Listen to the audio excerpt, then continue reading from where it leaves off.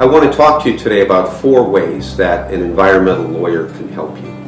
Now, what's happened in my career over the last 20 years that I've been representing families against polluters in environmental contamination cases is, at some point, government, it's usually government, comes to a family and says there's a toxic chemical in your water or in your air or threatening to get into your home or in the soil in your yard where your children play.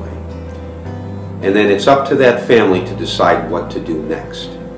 It's at that time, I strongly believe, and I encourage you, that an experienced environmental lawyer can help you deal with the very complicated and consequential things that are coming next.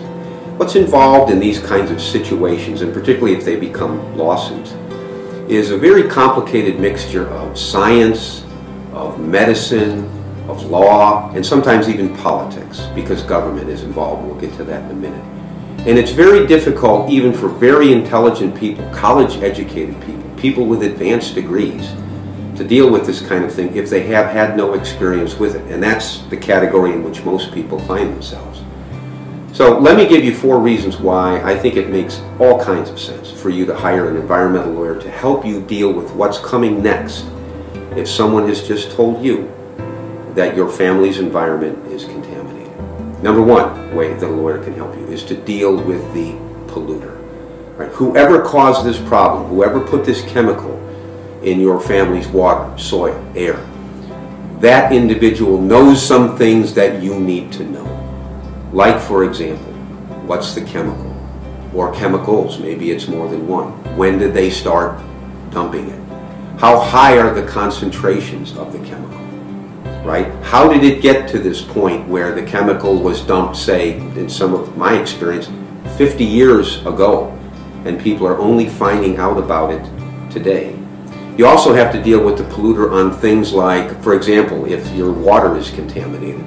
The polluter, in some cases I've been involved in, has been willing to provide bottled water or a temporary safe water supply while all the law and the other issues get figured out. So a lawyer can be very helpful with dealing with a polluter on those kinds of issues. Secondly, how a lawyer can help you is to deal with government. In just about all of the cases that I've dealt with where a family finds out there's contamination in its environment, government has known about the problem usually, this is surprising, but it's the truth, usually for many, many years. Government has been working with the polluter, in most instances, to determine whether tests for contamination are going to be taken, when those tests will be taken, where physically they'll be taken, whether the test will be taken in the neighborhood where the people much later find out that they have a problem. Is the test going to be taken in water or soil? The point is, government has been a very important part of these decisions. In fact, sometimes has forced these decisions, like where and when to test, for example, and government has documents that describe how all of this took place, how the decisions were made, where the tests were taken, when, what the test results were, how high the contamination levels were. And what's so important about government having this information is you can get it without charge or with very nominal charge. Every state that I know about has what's called a Freedom of Information Act, where when you ask government for information in its files, government within a very short period of time is obligated to give you that information. A good example is test results. So one of the things that your lawyer can help you do is to determine what agency is the right agency to go to. Is it, for example, the federal EPA? Is it a state version of the EPA? Is it some other governmental agency, maybe somebody in your local township or your local city that has the information? Your lawyer can help you find out who that is. Your lawyer can help you make sure you're asking the right questions, you're asking for the right documents of the right people. And if anybody in government starts to drag their feet and starts acting like they don't want to give you this information that may be incriminating, that may make it look like government didn't do its job for you, if government starts behaving like it doesn't want you to see that stuff, the lawyer can help you press all of your rights and get the information. Third thing lawyer can do is to deal with the media. It's very typical in my experience that when a contamination problem is discovered, and particularly if it affects a lot of homes, that the media is interested. And this is a good thing for you because skillful use of the media can help create pressure, can put pressure on the polluter, on government, to make sure that you get protected more quickly than you would be if all of this was happening quietly without media attention, and may help to resolve the case more quickly, may help to get government off of the sidelines and using all of its power. And usually government has considerable power to force the polluter to do things. Skillful use of the media is great leverage for you. Lawyers who've been through these kinds of situations understand how media can best be used, and also add a layer of credibility to your case.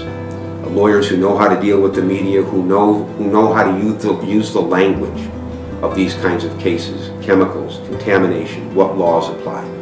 All of this adds credibility to the presentation of your case.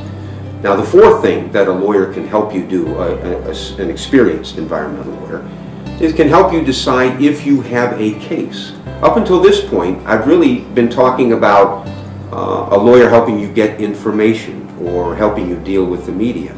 And you're entitled to all of that, and you should want help with all of that, whether or not you have a case. Whether or not you have a case is really different from all that. So now let's talk about this fourth point, which is, do you have a case? What can an experienced environmental lawyer help you focus on to determine if in fact you do have a case? I'm just going to tick through some of the bullet points here, just mention some of the really important and some of them pretty complicated things a lawyer can help you think through. And then I'm going to do a separate video, which I'd encourage you to watch, which goes into more detail on all of these things. So let me just identify some of the categories, some of the points that the lawyer will help you focus on to decide if you have a case. So, A, have you lost property value because of the contamination? If you own your home, for example, is it now worth less because your water supply is contaminated? Another point, point B, has the contamination interfered with your right to use and enjoy your home? Now, I'm using those words intentionally because most states have a legal right, a legal claim that you can make if someone has contaminated your home and interfered with your right to use and enjoy it. Do you have that kind of a claim? In many states, that is different from, in addition to, whether you've lost property value. C, another kind of potential claim your lawyer can help you focus on. Do you live in a state where fear of becoming sick due to exposure to environmental contaminants is something that can be part of your legal case? Not having been made sick, but the fear of being sick because, for example, a toxic chemical has been in your family's water supply for years and nobody told you until very recently. Fear of sickness. D, actual sickness. And God forbid, it would be a horrible thing, but it has happened in my experience where a neighborhood was contaminated, a water supply was contaminated for many years. The families didn't know. Somebody in the family was exposed to it for those years and was made sick because of it. Actual sickness, actual injury. You can be compensated for that as well. Other important things to know to help you build a case, decide if you have a case, is what about the polluter? Is it clear who is the source of the contamination that's in your environment? It's not always clear. Sometimes it's obvious, other times less so. A lawyer can help you figure that out. Is the polluter, whoever is responsible for the contamination in your neighborhood, in your yard, in your house, in your water supply, is that polluter still financially viable?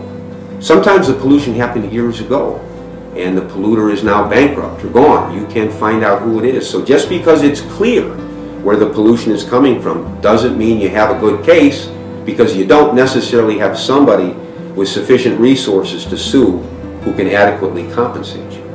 And there are some other important issues there too, but when you get into determining, do I have a legal case? Is it just me? Is it my entire neighborhood in what's called a class action? These are very complicated things that you really need an experienced lawyer to help you think through.